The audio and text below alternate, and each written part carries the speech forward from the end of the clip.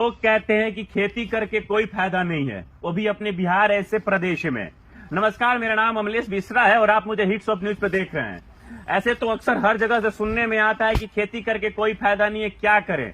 इस चीज का बढ़िया तरीके से परिणाम दे रही हैं। हमारे बिहार में ही छपरा जिले में एक महिला है सुनीता जी, उन्होंने खेती करके क्या क्या कर दिया और अच्छे अच्छे लोगों का मुंह बंद कर दिया। ये अपने घर में ही मशरूम का खेती करती हैं और मशरूम उपाधि ये छोटे से घर में देख सकते हैं आप, इसमें वो मशरूम की खेती करती हैं। ये रहे मशरूम की बहुत सारी थी, अभी भी काम में लगी हुई है इस टाइम पे भी, और इधर भी बहुत सारी चीज रखे हुए। हम तमाम चीजें हैं, इनसे बातें करेंगे, इनसे ये भी हम जानेंगे कि खेती कैसे की जाती है, क्या क्या होता है। इससे पहले मैं आपसे बात करूंगा। पहले तो स्वागत है आपका और बहुत बहुत बधाई कि आप इतनी बड़ी खेती करके बड़े अच्छे अच्छे लोगों के मुंह पे तमाचा मार देने की। देखिए, औरत होके क्या कर सकती हैं जी। देखिए, काम का कोई कमी नहीं है जी। नहीं करने वाले के लिए कुछ भी नहीं है और करने वाले के लिए काम भरा पड़ा है। अच्छा, आप एक औरत हैं, अभी बिहार में औरतों को घर में रखा जाता है, फिर भी आपके दिमाग में कहाँ से आया कि मैं मशरूम की खेती करूंगी और घर का खर्चा भी चला लूंगी और अच्छे तरीके से चला लूंगी? सबसे पहले कि हमारे सास और पति ने कभी हमको रोका नहीं कि मैंने घूंघट में रहो। जब घूंघट से निकली तो अपने नजदीक फार्म था, वहाँ मैं आती जाती थी। गांव में घर है तो हमारे पति बोलते थे तुम कुछ भी करो, आजाद हो। अच्छा, जब शुरू से जब पढ़ाई करती उसी वक्त भी आपका एग्रीकल्चर में दिमाग था कि हमें एग्रीकल्चर में ही जाना है? शुरू से ही, लेकिन खेती बाड़ी में। हाँ, लेकिन खेत वहाँ पर मैके में भी नहीं था। अच्छा। और यहाँ पर भी आई तो खेत नहीं था, लेकिन कुछ करने का मन हमें जज्बा हो तो कुछ भी किया जा सकता है घर के अंदर ही। जी, मैट्रिक तक हमने पढ़ाई किया था, इसलिए आगे कुछ और नहीं कर सकती थी, इसलिए हमने खेती में ही आगे बढ़ना शुरू किया। अच्छा, मशरूम के साथ आपने बहुत सारी चीजें बो रखी है। पहले मैं मशरूम से जानूंगा, उसके बाद तमाम चीजें देखूंगा। मशरूम की खेती कैसे करती है, क्या है, थोड़ा हमारे दर्शकों को भी समझा दीजिए कि कैसे कैसे क्या है। ये ना कम मैंने आमदनी में आप ज्यादा आमदनी कर सकते हैं कम खर्च में। तो ये बिना खेत का खेती है, इसको ज्यादा तामझाम नहीं है। तो किसी के पास भी भूसा मिल जाएगा। हाँ। तो किस चीज का? धान का कि गेहूं का? धान और गेहूँ कोई भी दोनों भूसा? का। हाँ, तो सस्ता के लिए हमने कुट्टी लोग सस्ता में बेच देते हैं। तो फालतू में। हाँ, तो उसी को हम कटिंग करा देते हैं और उसको उसी में स्पॉन मिला करके वो देते हैं। अच्छा, ये 3 भाग में आपने बांट रखा है। इधर देख रहे हैं कि इधर मशरूम हो चुकी है, इधर देख रहे हैं मशरूम अभी नहीं हुई है, और ये काला है, ये उधर। इन चारों चीजों को समझा सकती है क्या है, कैसे है? ये 1 दिन का है और ये 2 दिन का है, उधर वाला 3 दिन का है। इस तरह हम मैंने स्टेप बाय स्टेप तैयार करते हैं कि एक बार में ही फसल तैयार नहीं है। अच्छा, एक बार में हो जाएगा तो बिक्री में झमेला रहेगा। इस तरह मैंने एक तैयार होगा तो दूसरा वाला और आगे 10 दिन आगे बढ़ जाएगा। अच्छा, हमारे दर्शकों को ये बता सकती है आप कितना अर्न कर ले रही है पर महीने, कितना रुपए कमा लेती हैं? हाँ, 15-20 हजार महीना तक कमा लेते हैं। 15-20 सिर्फ मशरूम से? हाँ? मशरूम से। और कितना इन्वेस्टमेंट करना पड़ता है इसमें ज्यादा नहीं, मैंने जैसे कि 20 हजार कमाने के लिए आपको 7-8 हजार 9 हजार खर्च करना होगा। मतलब 8,000 कमा के 20,000 कमा रहे, फिर भी आप 12-13 हजार रुपए पर महीने प्रॉफिट में जा रहे हैं। हाँ? घर बैठे बैठे अपने घर में बिना खेती बाड़ी का। एक महिला होके इन्होंने बहुत सारी चीजें की। अभी तो आपने सुना आपकी बहुत सारी खेतें हैं?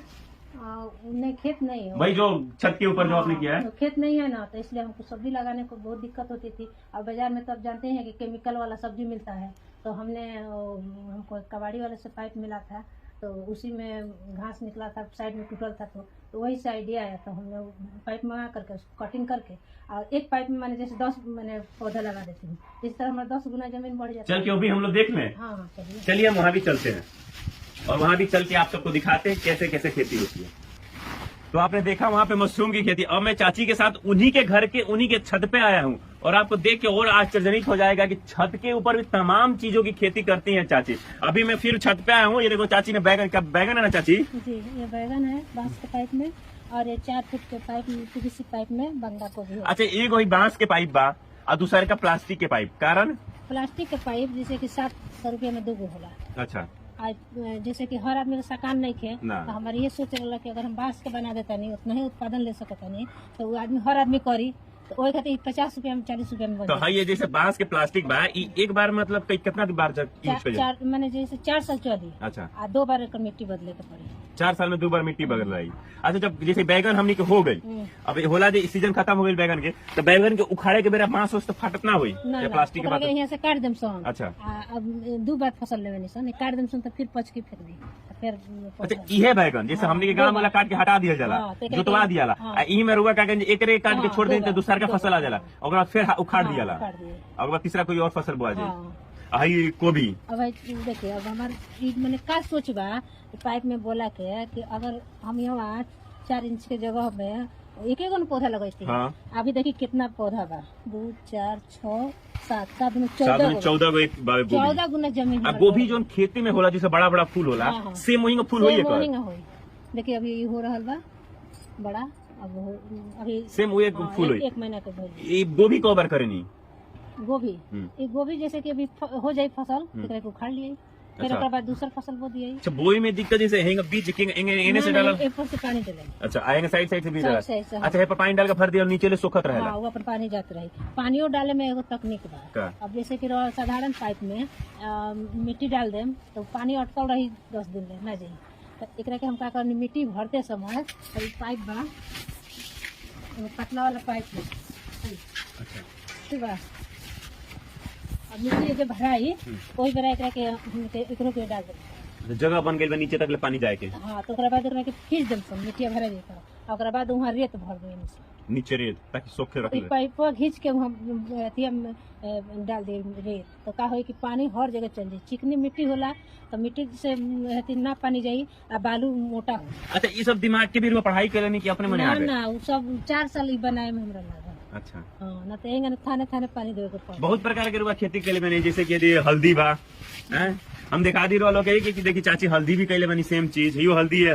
हल्दी कौन सीजन चलेला चाची? ई अब 1 महीना बाद मैंने उखड़ा दी। अच्छा हां एमे देखिए हल्दी बैठ गई। हल्दी देख सकते हैं लोग, देखिए हल्दी हो गई बैठ गई हल्दी दे हल्दी बैठ गई बा। पतला भी सूखे लागल हाँ। आ 1 महीना बाद ई सूख जाई आ ओकरा 1 महीना बाद। अच्छा चाची चलते चलते बात हुई, एमे 5 किलो हल्दी निकली। कितना? एगो पाइप में 5 किलो हल्दी निकली। एगो पाइप में 5 किलो। 5 किलो। चाची एगो और बात बा कि रुआ के देखनी जो अवार्ड भी मिल रहे पुरस्कारित भी गई है सरकार की तरफ से, हैं? अभिनव पुरस्कार मिलल बा। महिला किसान अवार्ड शो में भी सम्मिलित किया गइल बा।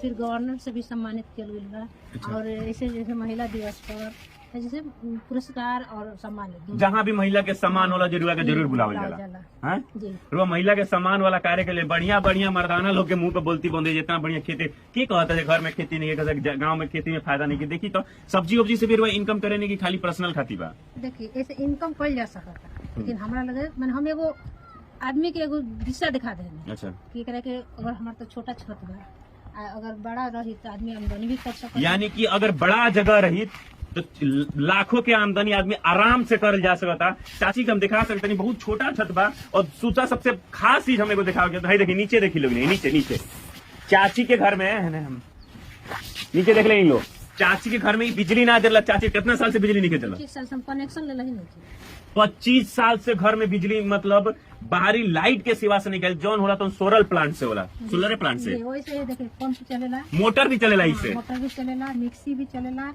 पंखा भी चलेला। मैंने जो भी मैंने बॉल सोलर प्लांट मेरा और कितना खर्चा आई रहा है? हम तो शुरू में पहले 20 वाट के लिए नहीं, अच्छा। ओकरा बाद घर के खर्च चले लागल तो फिर ओकरा बाद 80 वाट के एगो लिए नहीं टाटा के। ओकरा बाद धीरे धीरे करके इनका बढ़ावत बढ़ावत अभी हमारा लगे कितना बा 12 गो बाटे जी।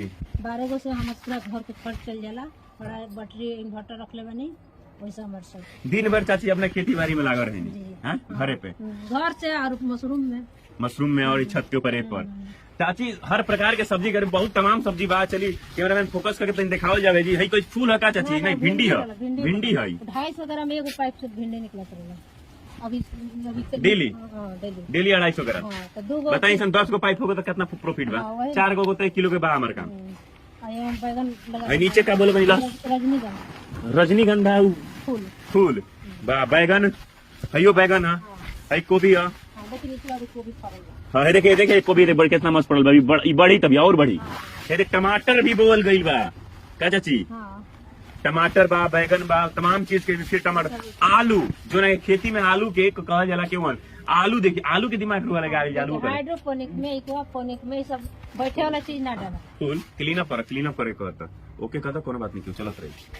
हाइड्रोपोनिक आलू के भी खेती कल गई बा घर में वो आलू। देखिए जहाँ तक देखले बने हम पढ़ले बने कि हाइड्रोपोनिक में सब साग सब्जी होला, सलाद होला, लेकिन बैठे वाला चीज ना होला। लेकिन हम प्याज, अदरक, लहसुन, आलू सब उपजा देंगे। हल्दी 5 किलो में आलू निकली। बताई लोग कहेला जे कि जोन जड़ से निकला तो हल्का मिट्टी में तो जोन मिट्टी के अंदर होला तो ना कि यहाँ के बो दिल बनी खरे अपना यहाँ तमाम चीज बा।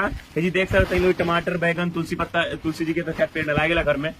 एलोवेरा, इतना सारा एलोवेरा में बेचे नहीं ना बेचे नहीं ना, एकरा के यूज होला, जैसे कि आदमी खाला के उसमें लगाए तो हाँ। दिया जाला मने लगता है। अच्छा मतलब मतलब वो औषधि के काम करे। छत पर रहे वाला जितना सामान तुम बेचे खाते नहीं के पर्सनल यूज खाती बाबू फिलहाल रहो। भाई कौन सी है चीज? बोरो है, बोरो की भी खेती रुआ कर दिले बनी घर पे। टमाटर। तमाम चीज एकदम उतरी हो। देखिए इतना बड़का नींबू के पेड़ घर के छत के ऊपर हुए वो प्लास्टिक में उगवा दिया गई। नींबू के पेड़ कितना नींबू हो जाला चाची? 6 महीना पर 70-80 में बढ़ जाएगा। 6 महीने पर 70-80 हो जाला। अभी भी देख लीजिए, अभी भी देख सकते हैं तमाम इधर नींबू इधर कितना सारा फरल बड़ी से नींबू इधर बहुत सारा नींबू पूरा फेल लग रहा है इधर। देखिए गुच्छा गुच्छा गुच्छा उधर पाकी हो गई बड़ी से लाल लाल नींबू, बहुत सारा नींबू के एकदम। देखिए अरे गोभी देखा सकते हैं, गोभी के एकदम तैयार हो गई बा। पाइप में देखिए गोभी। गोभी देखा था इन लोग बहुत सारा गोभी भइल बा। तमाम खेती यहाँ करें। यानी मूली भी घर में को बोल देले बानी रे। मूली भी बाय जी गया ताकि पानी सुबह शाम दियाला की मतलब कैसे के देवे के बा? 2 दिन पर पानी डालाला। 2 दिन पर। हई का बोले बानी हई तो समझ से पल्ले बा हई हमरा। वो जोला है पशु के दियाला प्रोटीन। अच्छा वो जोला प्रोटीन खाती पाचन के भी सही तो नहीं। हम एकरा का करनी खाद खातिर जैसे कि डाल देंगे घर पाइप में, एक खाद हो जाएगा, इसे डाल देंगे। अच्छा यानी खाद खाती भी ई जरूरत नहीं कि हम जाके मार्केट में जो खाद आवे वो खाद की जरूरत ना करेनी। ना करेंगे हम लोग ओरिजिनल खाद सरल गोबर पत्ता होता है ना, सड़ जाला वो करे हम कोनो केमिकल है। देखे जल्दी देखिए कितना बड़ा बड़ा हल्दी बन है तो बैठ गया बा। ये सब पड़ा जाए ना तो इनसे 5 किलो हल्दी निकले। ओरिजिनल खेती करेनी, ओरिजिनल खाद की यूज करेनी। तमाम लोगों से निवेदन बा कि लोग कहेला कि घरे खेती नहीं हो सकत, गांव में खेती बाड़ी नहीं हो सकत। करे के अगर चाहो तो आदमी कुछ भी करना। चाची के पास अपन पर्सनल खेत नहीं खेत, लेकिन छत के भी खेत बराबर बना दिले बनी। बिजली के भी यूज ना करेनी, बिजली खाती भी सोलर प्लांट लगा दिले बनी। तो बस करे के अगर जज्बा हो अंदर तो आदमी कुछ भी कर सकता, कुछ भी पा सकता। कैमरामैन के साथ मैं Amlesh Mishra, hits of news.